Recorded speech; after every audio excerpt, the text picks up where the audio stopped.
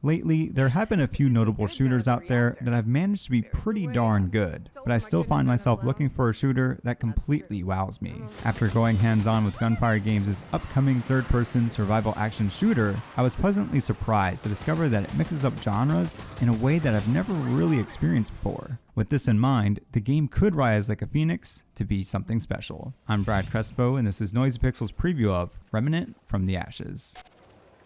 Remnant is set in a post-apocalyptic universe with 4 distinct worlds, where dangerous inhabitants lurk in every corner. The human race has been surviving by just a thread, as interdimensional beings known as the Root have decimated humanity. As one of the few survivors who want to put a stop to the Root, players must venture beyond the World Stone, a relic enabling travel between worlds. With deadly enemies to watch out for, allies to team up with, and plenty of secrets to uncover, players can expect an epic and challenging fight for survival. Thankfully, there's no need to worry about going solo, as Remnant lets you be a part of a 3-player squad. For those that want a challenge though, there is a single-player option. At the start, a specific class must be chosen for your character, or in this case, Survivor. There are 3 classes to choose from: Scrapper, Ex-Cultist, and Hunter, and each one has its own unique weapons and abilities. That said, players have the freedom to customize their Survivor any way they like.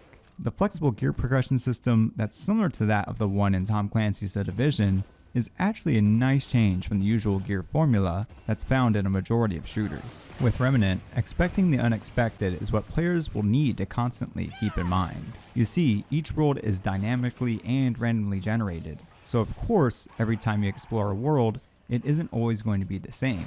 This doesn't apply with just enemies, however. This also applies with other things like quests and rewards, which is ultimately what will have players keep coming back to the game. Making progress isn't as easy as 1, 2, 3 though, as combat is intense, since it requires the player to be alert at all times. With their hack and slash adventure series Darksiders, Gunfire Games has been known for throwing in challenging enemies and bosses, and Remnant isn't going to be any different. According to the developer, there's going to be over 100 unique enemies and over 20 tough bosses to take down. From my time with the game, every enemy I took on did put up a fight, as they each had their own distinct movesets. If you get beaten up just a little too much, thankfully there are rest points scattered around each world, which are just like the bonfires in the Dark Souls series. This is actually just one of the many Souls-like mechanics, and the developer specifically mentioned that the Souls series was a major influence in Remnant's development. For Remnant from the Ashes, survival will be of the fittest. Regardless if you choose to go on quest solo or with 2 other survivors via host-based co-op, expect to die and retry over and over again.